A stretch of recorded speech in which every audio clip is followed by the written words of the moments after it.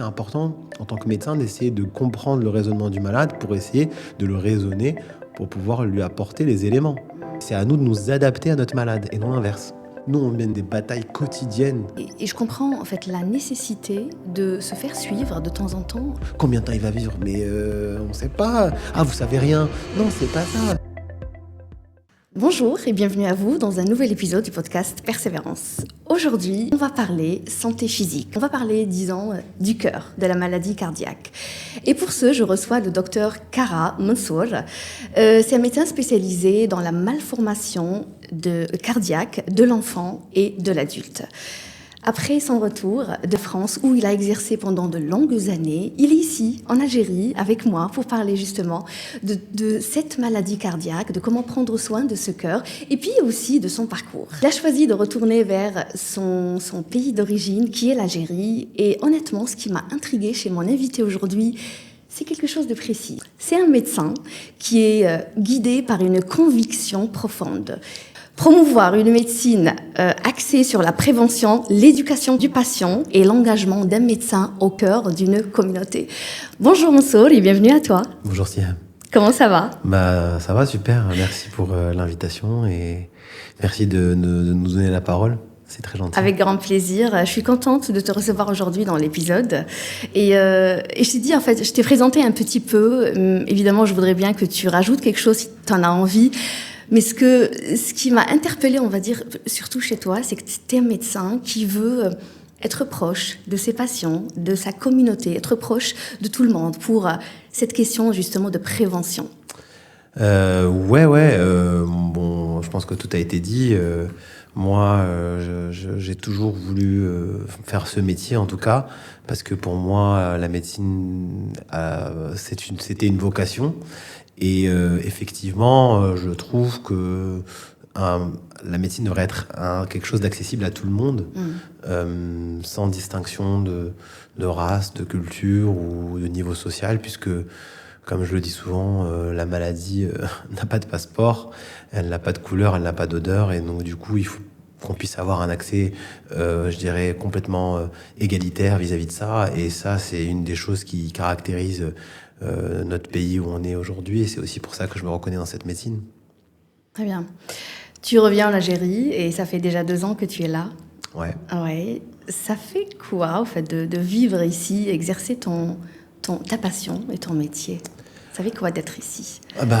C'est en dehors du métier, c'est être chez soi. Moi, je suis revenu en Algérie parce que j'avais la possibilité de le faire, et surtout, j'avais envie d'être chez moi.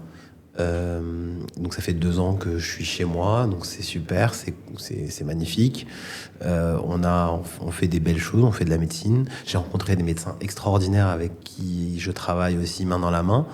On a fait plein de projets en 2 ans, notamment avec même les jeunes médecins, les étudiants. On a fait des groupes d'échange et tout ça. Et c'est vrai qu'en 2 ans, il s'est passé beaucoup de choses qui me confortent dans le choix que je voulais, parce que c'est ça, quand je suis rentré ici, je voulais être chez moi pour être avec les miens, et c'était ça. Et aussi, j'avais l'impression d'avoir plus d'impact ici, et ça se confirme, j'ai l'impression d'avoir plus d'impact ici, non pas que j'étais pas mieux ailleurs, mais j'étais bien ici, et donc du coup je suis content d'être là. Ok, plus d'impact ici, ça veut dire quoi? Tu te sens un peu plus proche de tes patients ici, ou bien t'es mieux entendu, on va dire, ici? Comment tu le Non, tu le perçois? je pense que quand dans mon domaine qui est très spécifique, qui sont les malformations cardiaques, on va pas se mentir, c'est une hyper spécialité qui est très développée dans les pays modernes, occidentaux, que ce soit aux États-Unis, en Chine, en Europe, où déjà on est peu nombreux, mais en Afrique il y a encore plus de malades et pas assez de gens dans ma spécialité. Il y en a quelques-uns, mais il n'y en a pas assez, surtout dans l'Algérie comme un pays continent. Et donc je pensais que le besoin était plus important, et c'est vrai que le besoin dans ma spécialité est plus important. Et donc du coup j'avais envie d'aider les cardiologues congénitalistes qui étaient déjà ici pour pouvoir faire grossir les rangs. Et donc du coup c'est en ça, parce que si quelqu'un comme moi qui est issu d'un pays où il y a un besoin n'y va pas, je me demandais qui c'est qui allait y aller. Donc je dis pas que c'est ce que tout le monde doit faire, je dis juste que moi je l'ai senti comme ça, et donc du coup c'est pour ça que j'ai fait ce choix-là. D'accord, ok. Tu défends, on va dire, une médecine tournée vers la prévention. Et d'ailleurs, j'ai vu ce que tu as créé, en fait, le café cardio, c'est ça? Ouais. Plusieurs choses, café cardio, les cœurs oubliés. Voilà, c'est magnifique ça, où tu réunis en fait des étudiants, c'est ça? Des personnes. C'est quoi vraiment le concept de Alors, tout ça? il y a deux choses. Le café cardio, c'est un atelier d'échange entre médecins, des plus jeunes et des moins jeunes, où les plus anciens montrent aux plus jeunes. Et donc, du coup, ça nous permet de former des jeunes, de discuter sur des pratiques cliniques. On a développé aussi ça pour les ateliers de cardiopathie congénitale, pour aider les gens à apprendre cette spécialité, parce qu'en fait, il faut qu'on puisse former les médecins pour pouvoir qu'ils aient les moyens de pouvoir diagnostiquer ces maladies, pour qu'on puisse couvrir plus de nombre de malades et qu'on ne diagnostique pas trop ces gens-là trop tard. Et donc, il y a plein de médecins de tout le territoire national, tous les cardiopédiatres ont joué le jeu et ils viennent m'aider à former les gens. Ah oui. Et donc, du coup, on échange comme ça, on échange de cas. Et puis, on a fait d'autres choses. On a monté aussi ce qu'on a appelé l'émanation de tout ça, c'est des actions sur le terrain qui s'appellent les cœurs oubliés, où on a fait à la fois en Algérie, mais aussi en France. Magnifique. Et bientôt, normalement, en Côte d'Ivoire. Des dépistages de malformations cardiaques chez les sujets jeunes. Et donc, du coup, on a vu aujourd'hui, on parle plus de 1500 patients, avec 10% des gens chez qui on a diagnostiqué des malformations cardiaques. Et il y a eu même des médecins algériens qui sont partis faire une petite mission humanitaire en Europe et qui sont revenus. Donc en fait, c'était ça l'idée, c'était de dire que pour moi, il ne faut pas qu'il y ait de frontières pour les médecins. Il faut que les médecins puissent circuler dans les deux sens pour pouvoir aider là où il y a besoin. Si on a besoin de médecins, parce qu'il y a des patients qui ont besoin d'être diagnostiqués en Belgique, il faut y aller. S'il y a des besoins à Oran, il faut aller à Oran. S'il y a des besoins à Chelormellet, il faut aller à Chelormellet. S'il y a des besoins à Abidjan, il faut aller à Abidjan. Parce que la communauté médicale, elle doit être mondiale. Il y a une tension sur les médecins mondiale. Et donc, du coup, il faut que les médecins puissent circuler. Et la science doit circuler librement. Et ça, il faut que les Occidentaux le sachent et qu'ils arrêtent avec leur histoire de visa. Moi, je suis fermement persuadé qu'il faut que les scientifiques puissent communiquer et circuler librement pour pouvoir avancer pour le bien de l'humanité globale. Parce qu'on est dans un monde connecté. Tout à fait, exact. D'où vient vraiment cette passion? Et j'ai envie de dire, qui te pousse à te lever chaque matin et te dire aujourd'hui j'ai cette mission. Il y a des matins où j'ai envie de dormir. Faut pas jouer les chevals blancs. Il y a des matins où t'as qu'une envie, c'est d'être en vacances. Non, pourquoi j'ai fait médecine? Je pense que... Alors, j'ai hésité longtemps entre astronaute et médecine. Ça, c'est astronaute. Ok. Voilà. Et en fait, je me suis dit qu'en étant astronaute, j'allais finir derrière un bureau parce que physiquement, j'avais pas le potentiel d'être Thomas Pesquet. Donc, j'étais pas très réaliste sur mes performances physiques. Je vois. Et donc, j'avais pas envie d'être derrière un bureau. Et je trouve qu'à 17 ans, c'est compliqué de demander à un enfant de 17 ans, un jeune, de lui dire vas-y, détermine ta vie. C'est ça. Qu'est-ce que tu veux devenir, en fait? Ouais, c'est compliqué. Et l'avantage, étant issu d'un environnement médical, je savais qu'en choisissant médecine, à la fois, ça allait être long. Et donc, j'allais avoir le temps de me déterminer. Et puis, avec la médecine, tu as un éventail de spécialités et de pratiques qui font que, du coup, tu peux avoir un métier, entre guillemets, et une vie différente. Donc, j'ai choisi médecine comme ça au début. Puis, j'adorais le contact humain. Et puis, je voulais d'une vie aussi où il n'y a pas un jour qui ressemble à l'autre. Ouais, je vois. Tu bouges, tu rencontres des gens différents. Même ma journée, quand je vais au travail, je ne sais pas ce qui va se passer. Ouais. Donc, du coup, effectivement, donc j'ai choisi médecine pour ça.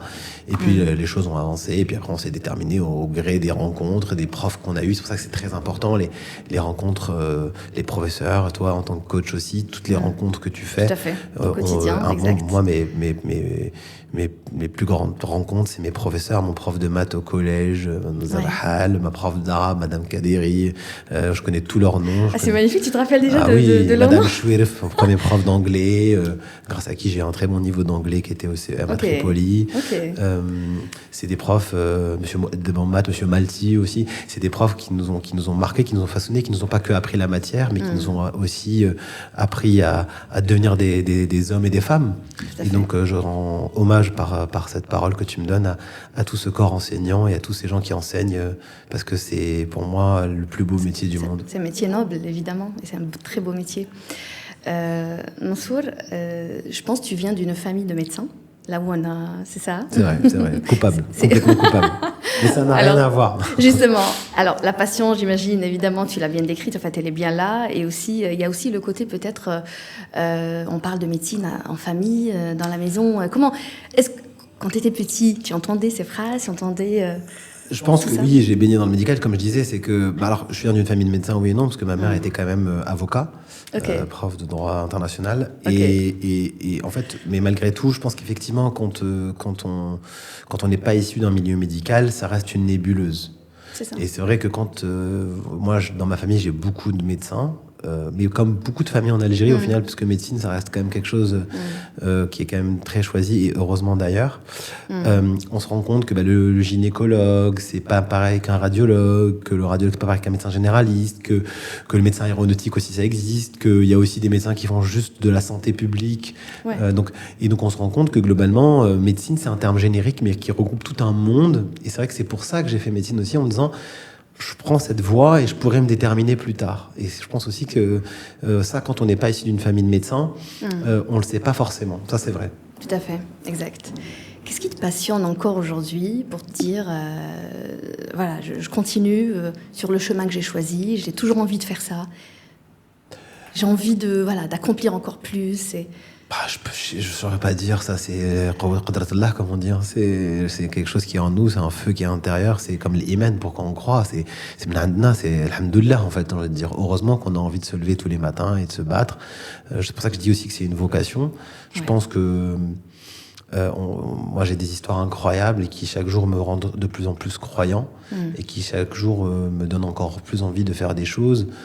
Et puis, quand je dis moi, pas que moi, tous les gens qui m'entourent, parce qu'on n'est pas tout seul. C'est une aventure collective, médecine. Un bon médecin, surtout maintenant dans la médecine moderne, tout seul, il fait rien.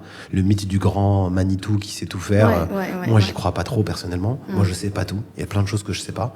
Et par contre, s'entourer de collègues compétents, travailler en équipe, en bienveillance, faire des belles choses, c'est tellement le sentiment du travail accompli de tous les jours qui nous fait du bien, qui nous fait nous dormir tranquille, qui fait qu'on a envie de retourner le lendemain. Tout à fait. J'aime beaucoup cette phrase que tu viens de dire, en fait. Je sais pas tout. Tu sais, c'est très courageux de le dire, même si on peut être super compétent dans le domaine dans lequel, en fait, on est, mais dire je sais pas tout, ce n'est pas seulement une forme, en fait, de modestie, c'est un peu plus que ça. Non, c'est une réalité. C'est que en fait, j'apprends toujours, en fait. Bien sûr. Ouais, t'as l'impression, aujourd'hui, justement, que t'apprends encore avec les cas que tu vois, les patients. Bien sûr, bien, mais ça, je pense que... Enfin, moi, c'est mon avis personnel. Peut-être que les gens diront pas la même chose, mais en tout cas, de mon expérience... Si tu penses tout savoir, c'est que tu sais rien. Moi, je pense humblement que je sais beaucoup de choses sur pas grand-chose. Et je pense que le jour où on n'a plus l'humilité de se dire qu'on sait pas, on n'a plus envie d'apprendre, et quand on n'apprend plus, on régresse. Parce que, surtout en sciences, où ça continue perpétuellement d'avancer et d'évoluer, chaque jour. Si on reste sur nos certitudes, on laisse passer des trains, et ça, c'est pas bon. C'est pour ça qu'il faut tout le temps faire des conférences, qu'il faut tout le temps rester connecté avec les gens de l'hôpital, tout le temps rester connecté entre collègues, accepter la contradiction, accepter le débat, qui n'est pas une remise en question du tout. Et bon, voilà, mais je pense que c'est important d'être humble et se dire je ne sais pas tout, et peut-être qu'il y a des choses que je dois apprendre encore. Et j'ai l'impression en même temps que c'est un conseil, on va dire, indirect que tu donnes à tous ces étudiants ou même ces médecins qui exercent aujourd'hui. Parce que oui, c'est important d'aller... Moi, je suis très mauvais, j'ai personne à conseiller. Moi, j'ai aucune légitimité pour conseiller les gens. Moi, je parle de mon expérience. Après, si les gens le sentent comme ça aussi et qu'ils partagent mon avis, bah, tant mieux. Mais voilà, moi, je pense pas être quelqu'un qui... Déjà, j'ai pas l'âge pour ça. Il faut avoir l'expérience pour ça. J'ai pas Tu nous donnes ton âge ? J'ai 39 ans, bientôt 40 cette année. Donc voilà, moi, je suis plus tout jeune, mais du moins, à l'échelle de l'expérience, je suis un bébé. Et je pense qu'il faut clairement... Mais tu as dit quelque chose de très intéressant quand même. Il faut s'informer, il faut faire des conférences, il faut aller dans les séminaires. En tout cas, c'est comme ça que je le vois moi. Personnellement, c'est ma vision. Après, est-ce qu'elle est partagée par ceux qui nous écoutent? Ils nous le diront. Et je pense qu'il faut que tout le monde Enfin, tu vois, ma parole n'est pas évangile, quoi. Il faut que les gens aussi donnent leur avis. Peut-être qu'il y en a d'autres aussi qui disent que c'est important d'avoir des certitudes. Moi, je crois pas. Mais après, c'est ça qui est beau aussi, c'est que la médecine est à la fois un acte culturel, mais et un acte aussi individuel, et que ça dépend. Il y a des patients qui adorent avoir le médecin, qui te dit non, c'est comme ça et rien d'autre. Il y a des patients qui, au contraire, acceptent cette humilité. Et c'est aussi pour ça qui fait que c'est la beauté de la médecine, c'est que c'est lié à un rapport entre une personne qui est sachante, qui a un savoir scientifique, et quelqu'un qui est en souffrance. Et donc, il est important pour que ce lien aboutisse qu'il y ait un lien de confiance. Mais pourquoi tu as confiance en une personne plus qu'une autre ? Elle s'explique pas. Moi, je vais peut-être t'inspirer confiance, mais peut-être que quelqu'un d'autre, comme qui est différent de toi, je lui inspirerai pas confiance. Il dira c'est qui celui-là, et que je veux tout casser là, et me chatatte et tout, et je dirais non, moi je veux un vieux avec une barbe blanche. Il y en a qui disent non, je veux un jeune qui sait tout. Et donc c'est aussi la beauté de la médecine, et encore plus quand on travaille avec les enfants, il suffit pas de convaincre le patient, il faut convaincre aussi ses parents. Parce que si une maman elle vous fait pas confiance, vous toucherez pas son fils. Exact. Donc pour ça aussi, moi je dis c'est important de parler aux malades et de leur expliquer. Mais ça, c'est comme ça que moi je vois les choses. Et bon, pour l'instant, c'est que ça. Tu parles d'un sujet qu'on a déjà beaucoup entendu, peut-être y compris nous, pas médecins. En fait, certains font confiance plus à un professeur ou, disons, à un médecin âgé qu'un jeune médecin. Tu vois, il y a toujours cette mentalité. Mais c'est très bien. Qui dit non, certainement le âgé, en fait, il connaîtrait mieux certains cas, certaines choses, etc. Vous savez, il y a deux choses. Quand on est malade à la fois physiquement, mais psychiquement. Ouais. Et la médecine hippocratique, elle guérit les âmes. Et la médecine, je dirais, de Claude Bernard, expérimentale, elle guérit aussi les sciences. Et pendant très longtemps, la médecine expérimentale n'évoluait pas, et c'était surtout la médecine hippocratique. Mais si vous n'avez pas confiance dans votre médecin, ça sert à rien. Et donc du coup, si un patient est convaincu par un vieux médecin, il faut qu'il aille voir un vieux médecin. Chacun choisit son médecin, c'est ça. C'est-à-dire que, bien sûr, c'est celui qui est malade qui doit... Après, l'essentiel, c'est d'avoir le choix, mais après aussi de se raisonner. Mais il y a des choses qui sont pas... Moi, j'ai peur des chiens, par exemple. On a beau me dire c'est un caniche, il vous fera rien. C'est comme ça. Moi, c'est l'inverse. Non, mais c'est comme ça. J'ai été créé comme ça. Le lien de confiance ne s'explique pas. Par contre, c'est pour ça que je dis que c'est important, en tant que médecin, d'essayer de guérir, de comprendre le raisonnement du malade pour essayer de le raisonner, pour pouvoir lui apporter les éléments. C'est tout là aussi la difficulté du médecin. Et c'est pour ça que moi, je pense qu'il est essentiel qu'un médecin parle avec ses malades, qui lui explique les choses. Il comprend rien et tout. Non, c'est faux. On est des êtres humains dotés d'intellect. Si vous prenez le temps de nous expliquer, nous comprendrons. Tout à fait. Ça, c'est mon point de vue. Exact. Mais il y en a d'autres qui disent, moi j'ai déjà eu des patients qui m'ont dit, Anna, je veux pas savoir. Donc je vais pas m'amuser à leur expliquer parce qu'il veut pas savoir. Exact. Parce que ça le stresse. Exact. Donc c'est à nous de nous adapter à notre malade et non l'inverse. Tout à fait. Quand tu étais petit, tu as dit tu étais intéressé, moi j'ai envie de dire, de la science en général, c'est ça, de l'astronomie. Ouais, j'étais très intéressé. C'est quoi ce qui te faisait vraiment rêver ? Enfin, pas petit, même j'ai été inscrit au lycée, j'étais inscrit en prépa et tout, c'était un projet très construit. Qu'est-ce qui te faisait rêver ? Je m'étais dit voir la Terre de là-haut, ça doit être incroyable. Ok, c'est c'est de sentir à quel point on est petit par rapport à une immensité, et de la toucher du doigt. Quand on est jeune, donc il n'y a pas si longtemps que ça pour moi, on a l'impression qu'on est éternel, on traforbe et tout, mais quand même, à 15 ans, 16 ans, quand on nous dit il a 35 ans, limite on s'imagine qu'il est vieux et tout, et puis on se rend compte que ça va très très très vite, et on se retrouve à l'échelle des vieux, et tu te dis, en fait j'ai vieilli, ça y est, j'ai vieilli, c'est mon tour. Exact.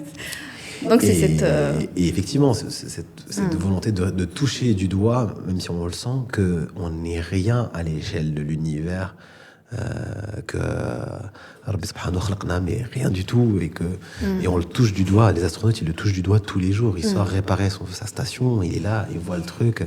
On est là, on se fait des espèces de posts d'Insta ou de trucs pour 300 mètres, pour nous on a le truc, je sais pas quoi, non, ce pays il est mieux que celui-là, alors qu'en fait on n'est rien à l'échelle de l'univers. Absolument. On est des êtres humains et qu'on est tous des frères à l'échelle de l'humanité. Exact, c'est beau comment tu le décris, et je vois bien cette curiosité derrière, tu vois, oui, chez toi, de savoir, de comprendre, d'aller au-delà, en tout cas.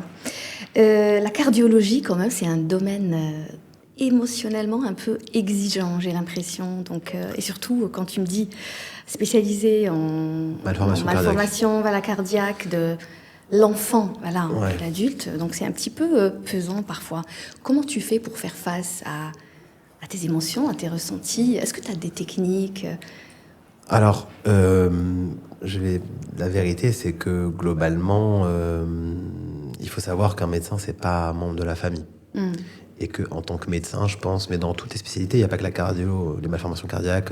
Quand j'ai commencé par la pédiatrie au tout début, c'était encore plus dur. En cancéro aussi, c'est très dur. En neurochirurgie, c'est très dur. En neuro, il y a toutes les spécialités qui touchent à l'être humain quand on a une vie entre les mains. Je pense toutes les spécialités, même les médecins généralistes. Parce qu'on est là, on parle que des spécialités, mais les médecins généralistes, pour moi, c'est les premiers soldats et les premiers en première ligne de tout ça. C'est eux qui doivent détecter l'urgence et tout. Tout ce qui touche à l'homme, quand vous prenez une décision, ça peut avoir un impact sur une vie. Et donc, en fait, si vous rentrez trop dans l'empathie, c'est-à-dire si vous êtes trop pas à votre place et que vous devenez touché sentimentalement, que vous ne raisonnez plus, vous n'êtes plus un bon médecin. Donc, c'est important d'avoir cette distance et de la créer, de rester à sa place de médecin. Quand vous soignez quelqu'un, c'est pas votre père ou votre mère, c'est votre patient. Exact. Parce que si le chirurgien, quand il est en train d'opérer un cœur, il commence à se dire... donc là, c'est le cœur d'un monsieur que j'ai entre les mains. Il va plus raisonner, il va faire des bêtises. C'est ça. Il est obligé, le chirurgien, le temps de l'opération, d'avoir ce qu'on appelle une vision mécanistique du corps et de se dire ce n'est qu'un cœur. Parce que sinon, il ne travaillera pas, il sera pas bon. Et ça, c'est important de Tu raisonnes toujours comme ça? Et je pense que c'est important, alors c'est pas toujours facile, mais c'est important de temps en temps de se rappeler de rester à notre place même. Vous voyez, si un médecin se met à pleurer avec vous, vous prendre dans ses bras, vous dire mais qu'est-ce que c'est que ce médecin? C'est bizarre. Il faut avoir de l'empathie, il faut être concerné, parce que c'est notre rôle, mais il faut rester à sa place de médecin aussi, et ça c'est important. Ce que tu dis, ça me rappelle aussi un peu, on va dire, mon domaine, qui est le coaching. Et c'est compliqué parfois parce que je traite, on va dire, un peu toutes les problématiques, en tout cas, qui concernent la personne, tu vois, quand on parle de santé mentale. Et c'est difficile de ne pas être affecté, de ne pas être impacté par l'histoire de quelqu'un, par les larmes, parce que souvent on pleure en séance coaching, etc. Et donc, pour continuer, évidemment, je suis très d'accord avec toi sur ça, c'est qu'il faut raisonner, en fait. Il faut sortir un peu de cette empathie, évidemment, même si elle existe, elle y est, mais il faut sortir un peu de cette empathie pour être excellent dans ce qu'on fait. Mais c'est le contexte. Typiquement, tu as donné le bon exemple. Quelqu'un qui te voit qui est en train de se noyer. Tout à fait. Qui est en train de se noyer, qui pleure, qui hurle. Si tu te mets à toi aussi à paniquer, à pleurer, à hurler, tu vas pas le sauver, tu vas couler avec lui. Toi, il vient te voir parce qu'il a une détresse. Il faut que tu l'aides dans sa détresse. Il ne faut pas que tu sois en détresse avec lui. Exact, tout Donc à fait. C'est ça la réalité, en fait. C'est ça qui est très mais il y a quand même une certaine empathie chez les médecins. Il faut qu'il y ait une empathie. Voilà. Mais il ne faut pas que cette empathie prenne le pas sur le son. C'est-à-dire qu'il ne faut pas que ce soit, que ça devienne c'est-à-dire qu'il ne faut pas que ça devienne irrationnel, quoi. Il faut qu'elle ait une border, il faut qu'elle ait une frontière, quoi. Une limite. Et une place. Parce qu'on vient te voir pour nous aider, pas pour pleurer avec nous. Ouais. En tant qu'humain, en dehors de, on va dire, cette blouse blanche, quelle est la plus grosse difficulté que tu as vécue dans ta vie et que tu t'es dit, j'ai besoin de surmonter tout ça, sinon j'avancerai pas? Je pense que j'ai déjà dit un peu, mais la plus grosse difficulté, ça a été le décès de ma mère. Ça a été quelque chose. Puis après le décès de mes oncles, qui étaient un peu ses frères, très rapidement. Et d'être confronté à tout ça très jeune. Parce que c'est pas dans l'ordre des choses, parce que machin, mais aussi c'est ce qui a fait de moi l'homme que je suis. On aimerait bien qu'aujourd'hui, on rêve tous d'avoir sa maman à ses côtés, ou sa famille, pour qu'il soit content et tout. Dieu n'en a pas voulu ainsi. Mais en même temps, c'est ce qui m'a donné une force et une compréhension de certaines situations qui permet d'aller plus haut et plus fort. Et qui permet aussi de comprendre certaines situations. Donc, alhamdoulilah. Je pense que oui. Et en fait, on comprend quelque chose, c'est que quand vous êtes confronté à une épreuve terrible, dite entre guillemets insurmontable, déjà vous vous rendez compte que Rabbi Subhanahu fait bien les choses. Et c'est pour ça que On dit souvent, on dit l'ajl, c'est mektoub, et puis voilà, c'est comme ça, mais c'est la force de pouvoir surmonter tout ça. Et alhamdoulilah. Et je pense aussi, c'est que il faut savoir, de temps en temps, trouver la ressource pour avancer. C'est facile de croire en Dieu quand tout va bien et qu'il n'y a rien du tout. Et alhamdoulilah, pour ceux qui n'ont rien eu, et j'espère que tout le monde n'aura pas à souffrir, tout le monde ne doit pas souffrir. Mais quand Allah subhanahu te met sur ta voie des épreuves, il faut les accepter et c'est ce qui nous permet aussi de tout et maintenant il faut le voir comme ça. Après oui, effectivement, c'était des épreuves un peu difficiles.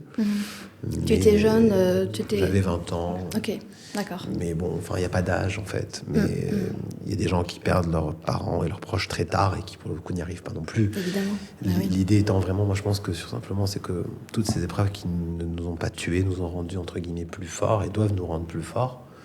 Et il faut pas ressasser le passé, il faut pas faire voilà, il y en a qui vivent des choses bien pires. Exact. Quand on pense aux réfugiés palestiniens ou ouïghours qui ont plus de famille, qui ont plus d'argent pour manger, alhamdoulilah. Donc je pense que c'est ça qu'il faut aussi savoir se dire que on pense toujours que notre cas est beaucoup le plus grave que les autres, alors que c'est faux. Il y a toujours pire et en fait il faut tout se faire pour avoir la force de surmonter ça. Ça a créé évidemment une certaine résilience chez toi,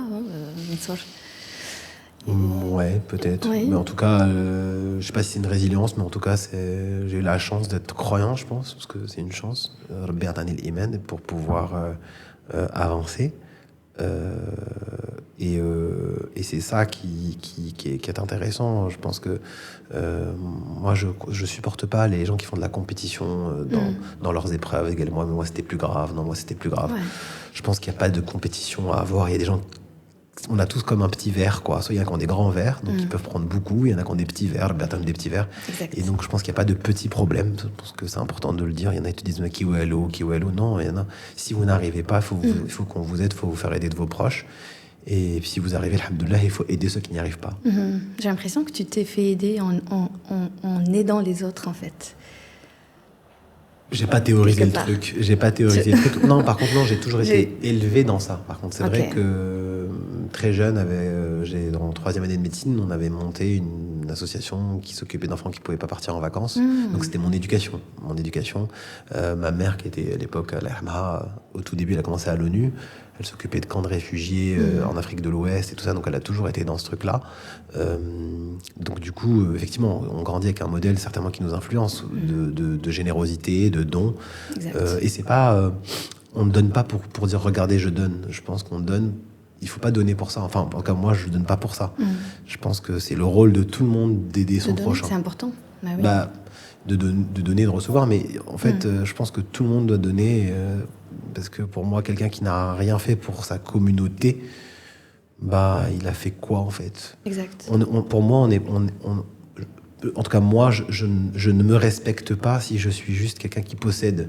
Je me respecte parce que je fais et je respecte beaucoup les gens qui font. Rien. Le psy, il est à Dabichi, le casse-crotte et tout, il nous donne à manger, merci beaucoup.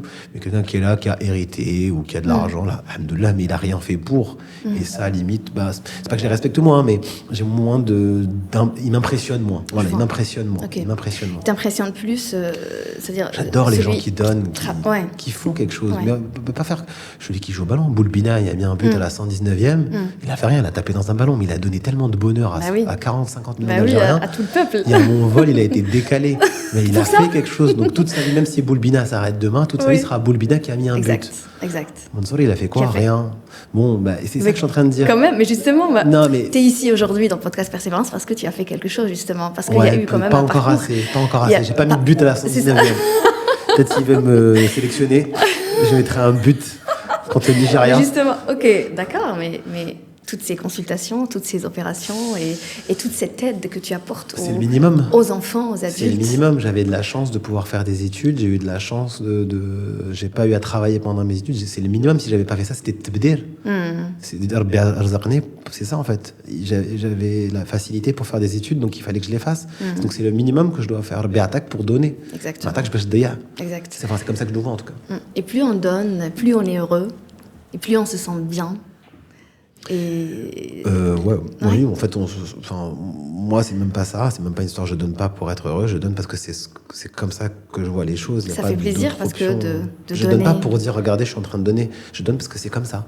Oui, mais ça te fait plaisir de donner, c'est ce que je veux dire, ça te fait plaisir. Non, c'est pire que plaisir ou pas plaisir, c'est que c'est normal, c'est c'est un devoir. C'est un devoir de redistribuer. C'est un devoir. C'est vrai qu'à chaque fois on me dit merci, je dis la shukr ala wajib, mais parce que je le pense vraiment. C'est mon devoir, j'ai fait médecine, c'est mon devoir de soigner, c'est pas mon devoir de rester chez moi en disant ah non, demain je peux pas. C'est mon devoir. C'est comme ça. Rabbi Sahali m'a donné l'opportunité de faire des études longues, parce que ça coûte de l'argent, les études et tout. Alhamdoulilah et ça. Rabbi Sahali, comme je dis une nouvelle fois, je parle de moi et de ma personne. Hein. C'est mon devoir de redistribuer, de donner et de faire en sorte que tout le monde puisse avoir accès à ce que je sais faire dans mon domaine. Donc, mais c'est comme ça que moi je vois les choses. Ouais, et tu as répondu un petit peu à la question de tout à l'heure. Tu sais, je t'ai dit qu'est-ce qui te pousse à te lever chaque matin et c'est quoi cette motivation derrière? En fait, c'est ça, c'est le don, c'est la foi que tu as à l'intérieur de toi, c'est donner et ne pas arrêter de donner, c'est ce qui te passionne au quotidien. Ouais. C'est magnifique. Et moi, je le vis plus comme un devoir, comme wajib. Oui, c'est ça. Ça fait partie de ta vie, en fait. Ouais. C'est un devoir que je suis là pour ça. Tout le monde a des responsabilités. On a tous des droits et des devoirs. Ouais. Mais malheureusement, c'est pas tout le monde qui réfléchit de la même manière. Mais c'est la beauté de l'être humain aussi. C'est exactement. Heureusement qu'on est différents. On est différents. Si tout le monde aimait la glace vanille, on n'aurait plus de glace vanille. Moi, j'aime le chocolat, j'aime pas vanille. Tu vois, regarde, on est différents. T'es pas mieux que moi. Pas du tout. Tu vois. On est juste différents. Exact. Mais c'est la beauté. Exact, c'est la beauté de l'humain. On parle un peu du cœur. J'ai envie de te poser comme ça quelques questions en fait techniques, on va dire, et j'ai envie aussi de transmettre quelques peut-être réponses ou quelques peut-être conseils à ceux qui nous regardent. Si on parle un peu du junk food, du fast food, etc. Voilà. Tu en manges? Guilty. Qui n'a jamais mangé de karen? Qui n'a jamais mangé de karen? Je pense que dans tout, il y a quelque chose à dire. Il faut arrêter dans le règne de rien ou rien. On est dans des extrêmes dans tout ce qu'on fait. C'est soit on est réseaux sociaux, soit on est haram, soit on est machin. Je pense qu'il faut être dans un règne de tawadu. Akhir al-umur awsatuha, comme on dit. Et c'est bien d'être avec modération. Je dirais un verre de hamoud. Si c'est un mariage, un verre de hamoud, ça fait jamais de mal à personne. Par contre, effectivement, c'est qu'on prend pas un verre, on prend 3 litres. Et qu'on fait pas de sport. Et que pour aller acheter du pain, on se déplace en voiture. Donc, en fait, tout est un contexte. Oui. Donc, effectivement, si vous avez une vie équilibrée et que, de temps en temps. C'est un cadre de temps en temps. Mais le de temps en temps veut dire quoi? Une fois par semaine? On peut faire 3 podcasts comme ça, on va aller très très loin. Oui, je sais, ça dépend du cas, ça dépend de la vie de la personne, évidemment. Mais quelqu'un qui fait du sport, disons... Le truc, c'est que les gens ne font pas de sport déjà. Oui, ils ne marchent pas. Donc, normalement, on devrait tous faire au moins 1 heure de marche rapide par jour. Donc, c'est-à-dire marche sans parler. Personne ne le fait. Déjà, les repas, on devrait manger léger le soir. Tout le monde mange viande matin, midi et soir. Enfin, je parle de ceux qui ont les moyens, et ceux qui n'ont pas les moyens, ils disent que c'est pas normal et que voilà. On mange du pain et de la mayonnaise. Et c'est des habitudes qui ne sont pas normales. Fut un temps, nos ancêtres, ils avaient une habitude avec le full gaza, ils mangeaient un grand plat pour tout le monde connaît à la qadro. Il y avait une... Pas 10 000 fois par jour. Et il y avait une culture, même dans le repas et dans la table. Là, c'est devenu des plats gargantuesques pour tout le monde. Qahwa à 16h, après, le soir, on fait le dîner. C'est que le sketch, après, l'harissa, après... je pense que tout le monde connaît ses limites, tout le monde sait à peu près. Bon, maintenant, je pense que ceux qui donneront plus pour ceux qui ont envie d'être aidés, parce que maintenant, c'est la culture du tout aidant. On est devenu un peu des... À tort ou à raison, c'est notre génération qui est comme ça. On est devenu des assistés dans tout, mais il y a des nutritionnistes qui font ça très très bien. Et donc, du coup, voir un nutritionniste, faire du rééquilibrage alimentaire, c'est important. Parce que tout, surtout après 30 ans, passe après par la table. T'as beau faire le sport que tu veux, si tu me fais 1 heure de sport, mais que derrière tu me manquilles un pain au chocolat, et le soir tu vas manger pizza et que machin, Voilà, c'est vraiment un morceau de pain par repas. Là, tu les vois Une sortir. baguette. On va sortir une famille de 4 personnes, sortent avec 10 baguettes qui va leur tenir un jour. Ouais, c'est ça. Ouais. C'est nos habitudes C'est les alimentaires. Quand je dis habitudes, en nos, fait. je m'inclus dedans. Ouais, mais tout le monde, mais ouais. je suis Manish Kherbennes, tout le monde doit faire des efforts, surtout quand on vieillit. On a des virages. Parce qu'en plus, quand on est jeune, on a un métabolisme et tout, et plus on vieillit, plus notre métabolisme change. Quand on voit des gens, en plus, c'était marrant parce que les Algériens, ils admirent Cristiano Ronaldo, Karim Benzema. Mais quand tu as 37 ans, vous êtes footballeur de haut niveau et tu vois comment ils ont une hygiène de vie, comment ils font attention à eux. Une discipline incroyable. On les admire, mais on ne fait pas comme eux. C'est ça. On veut le résultat sans l'effort. C'est ça. Et no pain, no gain. Exact. Tout à fait. C'est ça qui est difficile. Donc on a besoin de changer un peu nos habitudes et surtout marcher, Non, revenir évidemment. à nos habitudes ancestrales, en Ouais, fait. Hein. oui. C'est-à-dire, C'est ça. le sera, comme on dit. C'est ça, ouais. L'aditna, hein. À l'ancienne, ouais. Les gens qui fument. Un petit conseil. Ils l'ont entendu, ils le savent. Ils le savent très bien, oui. Tout le monde le sait. Ouais. Voilà. Je pense qu'il ne faut pas fumer. Je pense que c'est une bêtise. Je pense que c'est jeter de l'argent par des fenêtres. Je pense que c'est... Je pense aussi, ouais. Je pense que c'est beaucoup tout dire. d'argent. Le problème aussi, c'est qu'ils sont tombés dedans quand ils étaient petits. Et quelqu'un qui est touché par une addiction... difficile de... tu vois. Donc, c'est quoi, c'est comment? Oui, je connais qui te donne quand t'as 13-14 ans, tu fais ta bêtise. Après, c'est parti. C'est parti. Donc, je pense que c'est courage à eux. Sortez-vous de là. Faites-vous aider parce que vous pourrez le regretter. Et surtout, vous verrez qu'en arrêtant de fumer, vous récupérez une vie tellement incroyable. Tout change. Et rien n'est trop tard. Ouais. C'est jamais trop tard. Que ça fait 50 ans que je fume et tout. Arrête, tu verras que tu seras... Les années qui te restent, parce que c'est pas nous qui décidons, c'est Rabbi Subhanahu, ta qualité. Parce que c'est pas l'important, c'est pas combien de temps on va vivre, c'est comment on vit. Comment, exact. Parce que si c'est ça sert à rien. Par contre, bien vivre, bien respirer, pas avoir d'inflammation des artères, d'infarctus et tout, d'hypertension, ça vaut son pesant d'or. Tout à fait. Les signes d'une crise cardiaque, en général, c'est quoi? On entend parler un peu de tout, hein, même sur Internet, on peut lire le mal, ici au niveau de la poitrine, etc. Mais pas... Il y a la douleur angineuse, mais je pense qu'à partir de... Enfin, ça dépend tellement du contexte. Je pense que les signes d'alerte, déjà, c'est quand on a des facteurs de risque cardiovasculaire. C'est-à-dire que quand on est diabétique, on est diabétique connu et qu'en plus on a un diabète mal équilibré, quand on fume, quand dans la famille tout le monde est mort jeune du cœur, à partir d'un certain âge, 50 ans, ça mange pas de pain d'aller voir un cardiologue, au moins un médecin généraliste pour faire un point, pour être sûr que tout va bien et de pas faire un truc, de pas attendre la complication pour diagnostiquer une complication. Après, effectivement, comme tu l'as dit, je te tutoie, hein, parce qu'on se tutoie, mais comme tu l'as dit, c'est les douleurs angineuses, la douleur du thorax qui nous fait mal quand on marche. Je pense que... Et puis surtout, de manière plus générale, donc si on a un doute, si on est stressé, même si on se dit on va voir un médecin pour rien, ça c'est pas grave, on va jamais voir un médecin pour rien. Consultez et vous verrez, si on n'a rien, au pire c'est rien, on est rassuré.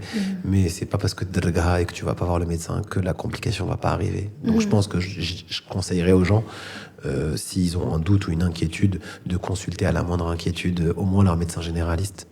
Ok. Est-ce qu'il y a des gestes, on va dire, quotidiens qu'on pourrait avoir pour justement prendre soin du cœur en général? Des gestes comme par exemple la marche ou je sais pas, autre chose qui...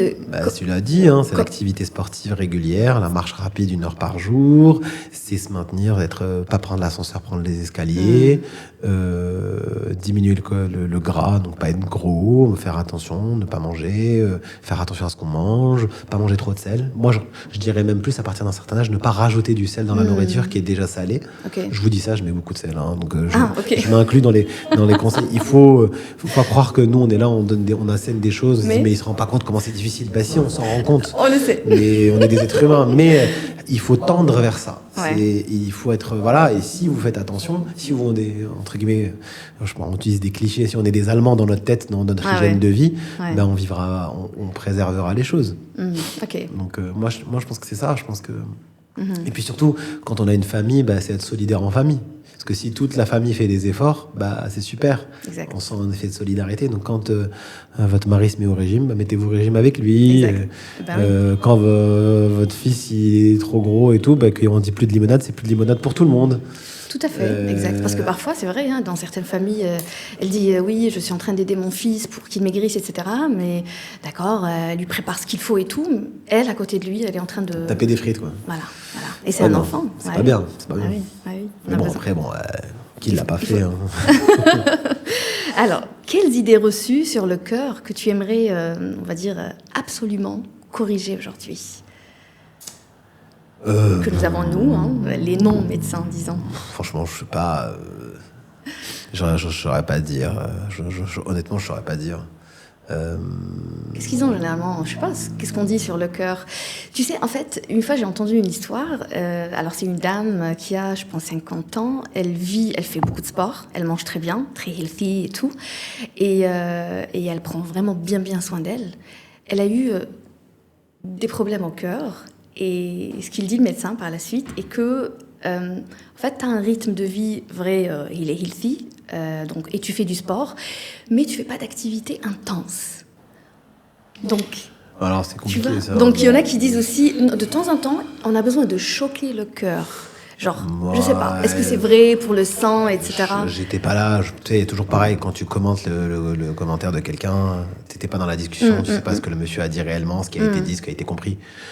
Non, moi je pense qu'il faut avoir une activité régulière, adaptée à son âge. Quand on a 30 ans, on croit que j'ai fait 6000 pas. Non, t'as 30 ans. Généralement, c'est le médecin qui décide de ça. Ce que je veux dire, c'est qu'on dit souvent qu'elle est 6000 pas, mais je fais 6000 pas par jour et tout. Non, c'est devenu 10 000. Voilà, 10 000, mais ton activité, elle est adaptée à ton âge et à Qodorat. Donc, il faut pas non plus être. Mais ça, les gens le savent. C'est juste qu'ils font semblant. Il faut pas. Et puis surtout, moi, je pense que. Non, moi je pense que on entend souvent l'expression il m'a brisé le cœur peut pas se briser, c'est tout. C'est la seule chose que je pourrais dire. Ok, d'accord. Ah d'accord, ça oui, je comprends. Alors, mais on peut mourir d'amour. On peut mourir d'amour. Ah, ça c'est intéressant. Non, mais chez certaines personnes, on peut avoir des chocs émotionnels très forts qui donnent une décharge adrénergique qui s'appelle un takotsubo et ça mime un infarctus géant. Donc, c'est un choc émotionnel. Voilà, ça peut arriver des chocs émotionnels très très intenses. Donc chez certaines personnes, pas tout le monde, faut pas le généraliser. C'est rare. Ça peut donner ça. Et, c'est quand on est trop triste ou très en colère. C'est une très intense. Okay. C'est des chocs, c'est des décharges adrénergiques. Donc, ça s'appelle le takotsubo. Mais voilà, c'est la chose qu'on pourrait dire. Mais je pense donc que ça existe le mot, on peut mourir d'amour. Voilà, si on veut pousser le choc, on peut dire qu'on peut mourir d'amour. Waouh, ok, d'accord. Et qu'on guérit pas qu'avec du hasni pour le coup. C'est ça. Pas avec du hasni, tout à fait. De toute façon, si vous avez le cœur brisé, c'est pas chez lui, c'est chez moi que vous devez venir. Et avant de mourir, justement, d'amour, c'est chez lui que vous allez. Moi, je vous prescrirais du hasni, par contre. Ça fait toujours du bien hasni. Tout à fait, exact. Eh ben oui. Écoute, je voudrais bien te poser des questions, ce que j'appelle un peu les questions rafales. Ouais, comme ça, on verra comment Docteur Mansour va répondre. Si demain, l'un de tes proches a un problème cardiaque, ok, qu'est-ce que tu ferais différemment, toi, en tant que médecin, mais aussi en tant qu'homme? Déjà, je m'en occupe pas. Ok. On s'occupe pas de ses proches. Moi, j'ai un adage, je soigne pas ma famille. Parce qu'on n'est plus du tout objectif. Mais je le confierai à quelqu'un en qui j'ai entièrement confiance. D'accord. Ok. Next. T'as vu, je réponds vite, hein. Oui, et très pertinente, la réponse. Qu'est-ce que la maladie t'a appris sur la fragilité de la vie? La maladie m'a surtout appris, et soigner mon métier m'a surtout appris que face à la maladie, on est tous pareils. Vous pouvez être chef d'entreprise, maçon, femme au foyer et tout. Face à la maladie, vous êtes plus rien. Et on est tous égaux face à la maladie. Donc il faudrait qu'on soit égaux face à la santé. D'accord. Y a-t-il un patient que tu n'as jamais oublié, qui t'a marqué? J'en ai plein. Tous mes patients, je pense. Tu peux donner un exemple? Il y en a le dernier en date, là. Le dernier en date, c'est un enfant que je connais, que je salue, que je soigne, que j'ai vu quand j'étais encore à Paris, qui est d'origine marocaine. J'ai jamais vu un enfant, un adulte maintenant, avec une malformation cardiaque aussi courageux. C'est quelqu'un qui ne se plaint jamais. Et honnêtement, même moi, je ne comprends pas comment il fait tous ces efforts. Il a 2 métiers. Il se met à le goïmo, comme on dit, et s'arrêter et se dire voilà, je suis malade, se plaindre et tout. C'est une leçon de courage constante, d'abnégation et de force de vivre. Allah yatawul fi amro, et vraiment, voilà. Et c'est quelqu'un que je trouve incroyable, et c'est ce qui le maintient en vie d'ailleurs. Et c'est pour ça aussi que je dis qu'il y a une part de psychologie dans la maladie. Exact. Et qu'il faut que les gens gardent le mental. Et il faut aider les gens à garder le mental, pas à les enfoncer. Ouais, eh ben, bravo. Quand tu es face à la mort, qu'est-ce qui te fait le plus peur, en fait? Perdre le patient ou bien voir sa famille s'effondrer? Quand c'est un cas grave, hein, évidemment. Si face à la mort, c'est-à-dire si le patient décède, c'est que j'ai, entre guillemets, il n'y a plus rien à faire. Donc c'est triste. Souvent, quand le patient décède, notre premier truc, c'est pendant très longtemps, on se remet tous en question en se disant est-ce qu'on a tout bien fait? Tout le temps. Je pense que c'est très important de toujours se remettre en question. Souvent, tu trouves des réponses? Oui, mais on fait toujours. Heureusement, parce que tout ce qu'on a fait, on l'a fait entre âme et conscience. Mais est-ce qu'on aurait pu faire quelque chose différemment? Après, la famille, ils sont là. Il faut les accompagner. Tu restes coincé dans ta tête chez le patient ou, je veux dire, avec sa famille? Une nouvelle fois, moi, c'est horrible à dire, mais c'est une question très difficile, mais une fois que le patient est décédé, l'important, c'est ce qui reste. Pendant qu'on est en train de se battre contre la maladie, la famille compte pas, c'est le patient qui compte. Mais une fois que le patient est décédé, Rabbi subhanahu l'a rappelé, il va falloir accompagner la famille, qui comprennent aussi qu'est-ce qui s'est passé, comment. Ils comprennent tout le temps, on leur parle constamment, mais effectivement, il faut les accompagner. Ça m'arrive souvent d'accompagner des patients, surtout des gens qui font un arrêt cardiaque. L'arrêt cardiaque, c'est quelque chose de brutal. On n'a pas le temps de se préparer, et la famille parfois comprend pas. Mais c'est pas nous, c'est un arrêt cardiaque. C'est un arrêt cardiaque, le cœur était malade. Le cœur s'est arrêté. Et effectivement, je pense que... Et puis, c'est en ça que tu as quelque chose à faire, toi, ici, parce que je pense qu'en Algérie, en tout cas, on ne donne pas assez la place aux psychologues. Typiquement, en Europe, ces patients-là et ces familles-là sont pris en charge par des psychologues, parce que la violence de l'événement et l'inattendu, surtout. Parce qu'en fait, dans tout ça... l'enfer, c'est toujours pour ceux qui restent. Moi,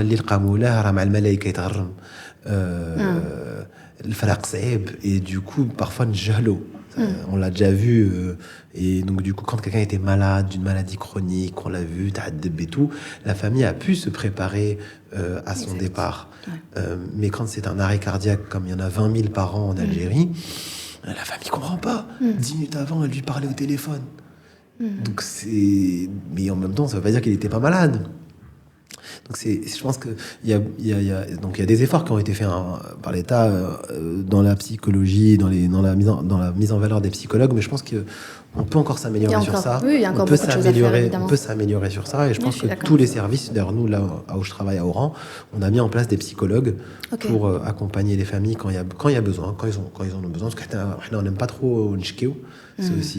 C'est aussi notre force, parce que c'est ça, on est tellement croyants que on se dit, mais il faut donner l'opportunité aux gens de pouvoir. Moi, je donne toujours aux gens. Je pense qu'il faut donner aux gens l'option.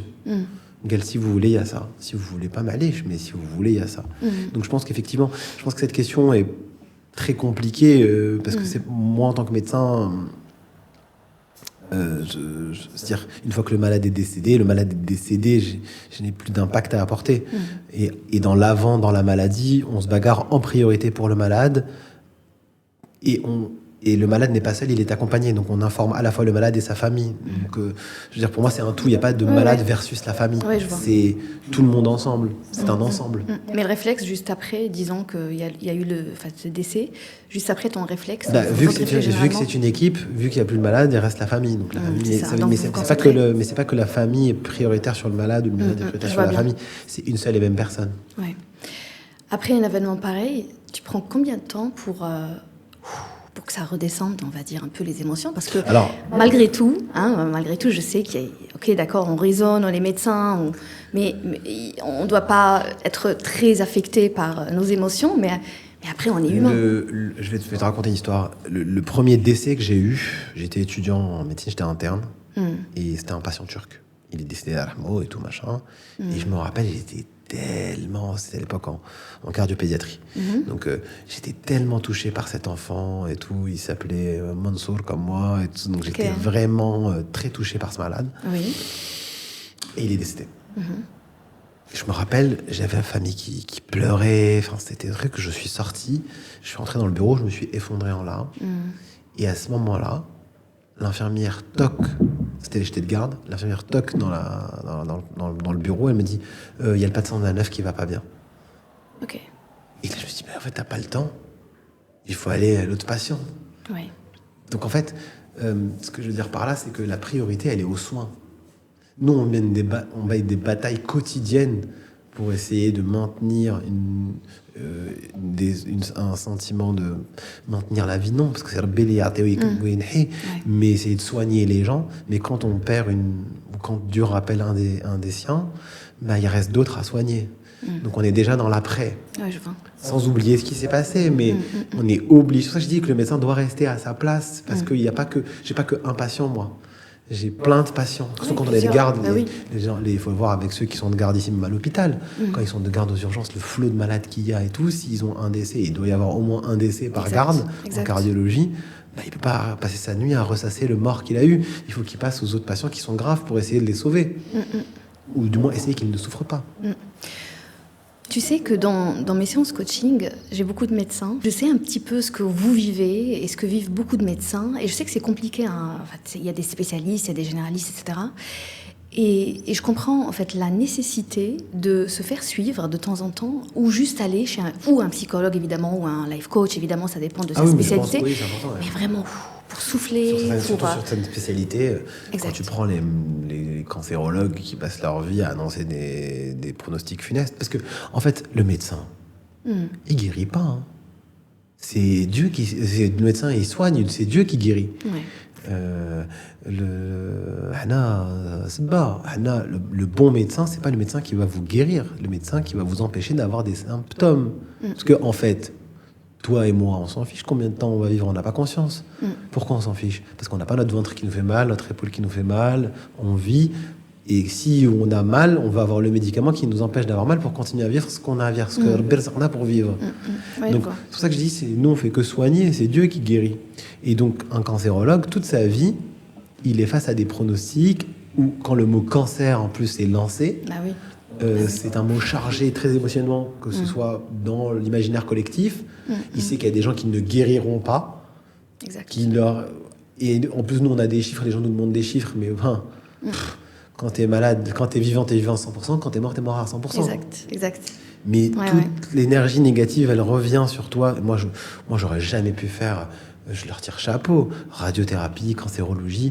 Pour moi, c'est des spécialités tellement dures. Tu passes ta vie à dire, c'est chaud. Combien de temps il va vivre? Mais on ne sait pas. Ah, vous savez rien. Non, c'est pas ça. C'est qu'on est humble face à ça. C'est que par contre, on peut vous donner le projet thérapeutique. On a des projets.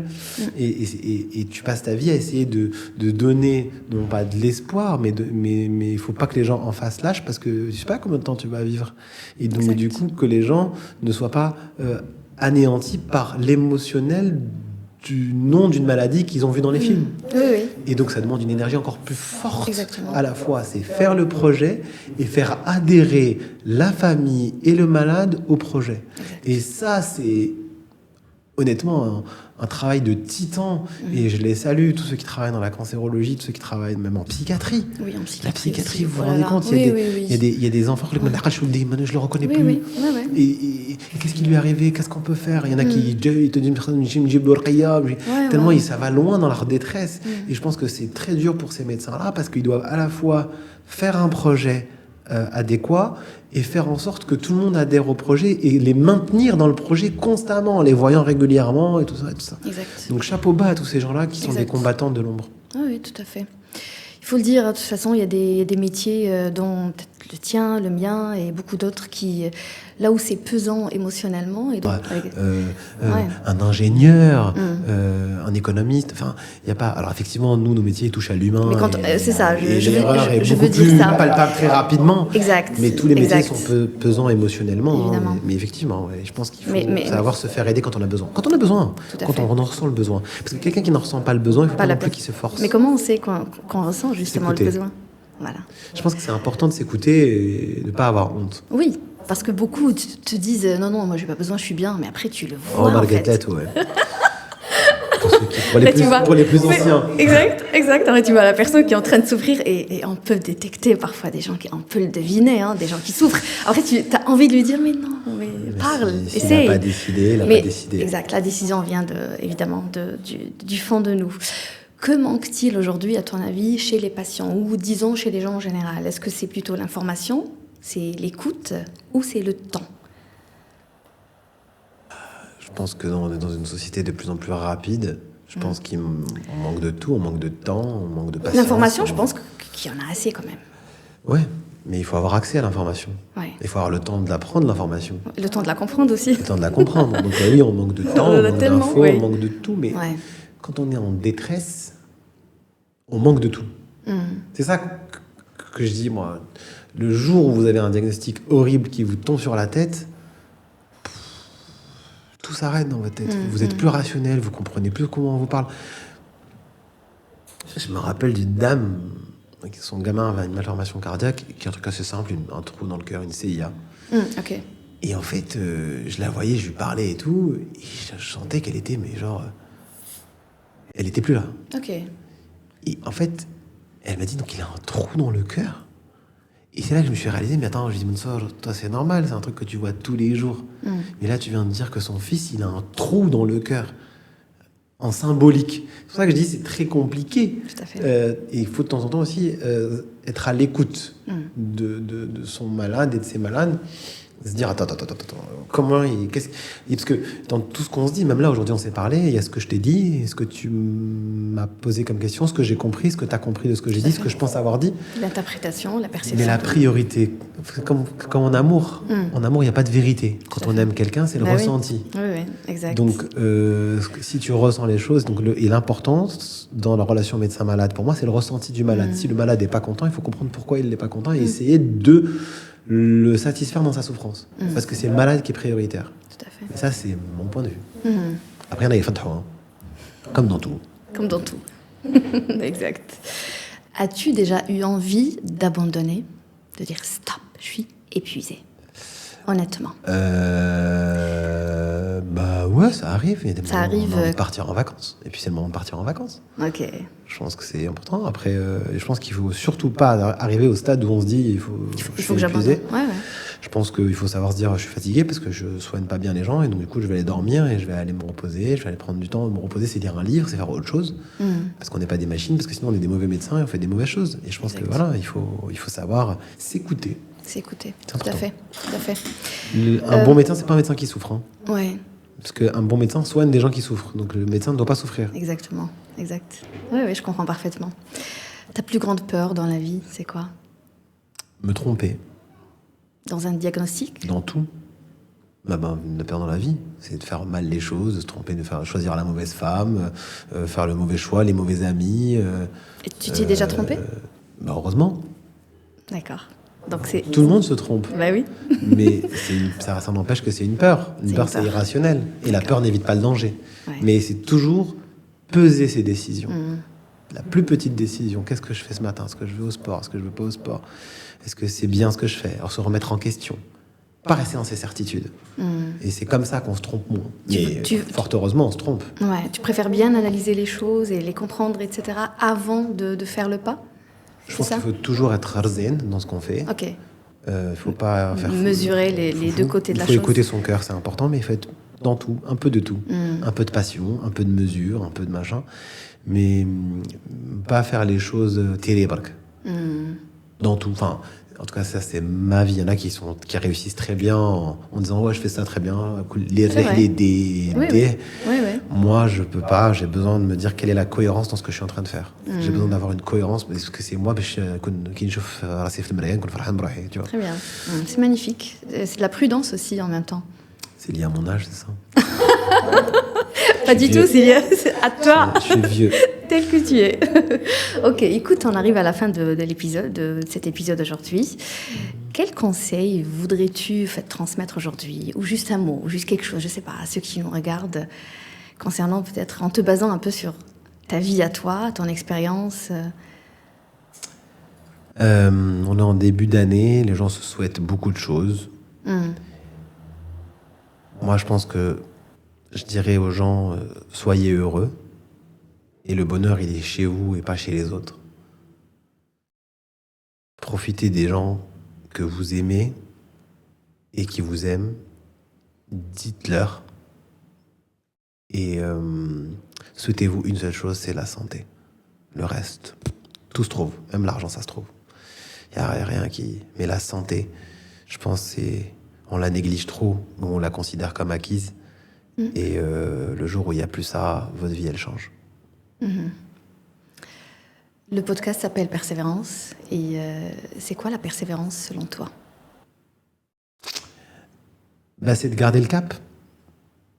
Comme tu l'as fait? Comme toujours. Dans la vie, moi je fais beaucoup de bateaux. Vous avez des vents qui vous emmènent et tout. Mais si vous n'avez pas de cap, vous allez dériver. Donc c'est important d'avoir un cap, savoir où on veut aller et de faire en sorte d'utiliser le vent pour arriver à votre cap. Ça ne veut pas dire qu'on ne peut pas changer, qu'on ne peut pas calculer, qu'on ne peut pas aller à droite, à gauche. Mais c'est, persévérer pour garder le cap. Et je pense que, moi, c'est un de mes adages dans la vie, c'est que n'arrive que celui qui tient le coup. En effet. Et c'est important de croire. Moïse, quand il a traversé la mer Rouge, c'est pas l'eau, elle s'est ouverte en deux, ou تمشى فرعون راه وراك قال له حط رجلك في الماء قال له mais bon, oui. Et si ça a marché, c'est parce qu'il y a cru. كان عنده الإيمان. Et comme il a cru, c'est en mettant les pieds dans l'eau qu'il a pu traverser. Mais bla iman ma dir walou. Donc il faut croire en Dieu. Parce que je suis religieux, je crois en Dieu, mais croire en Dieu, croire en ses forces et en ses capacités et en le maktoub, da'ou. Tout le monde a des belles choses qui l'attendent. Il faut juste être patient. Tu as parlé beaucoup de foi, beaucoup de la foi, beaucoup de Dieu, de ce iman. Je pense que c'est important, exactement. C'est important pour tout le monde et pour toi. En tout cas, on parle de moi, donc c'est important pour moi. Si les gens sont non-croyants et qui nous écoutent, désolé, mais moi je parle de moi. Moi, je pense que si j'avais pas eu Rabbi Subhanahu à mes côtés, j'aurais jamais pu faire le quart de tout ce que je fais et j'aurais pas pu traverser ce que j'ai déjà traversé. Et j'espère qu'il continuera à rester à mes côtés et je fais tout pour ça, route imani et tout ça, parce que je sais que sans lui, mandir walou. Et surtout, même, je peux plus vivre, c'est horrible. Moi, quelque part, parfois, je me dis, j'ai de la chance, c'est une chance. C'est une chance. Magnifique. Je finis sur ça, l'épisode. Merci beaucoup. Sur le mot iman, disons. Merci à toi, Mansour. Merci, docteur Mansour, pour cet épisode. Ça va très bien. Mansour, c'est très bien. Ce fut vraiment un plaisir de te recevoir dans le podcast Persévérance. J'ai beaucoup apprécié l'épisode. Très honnête personne, très directe aussi, j'ai envie de dire ça. Et puis très passionnée par ce que tu fais. Merci à toi. Merci beaucoup. Merci.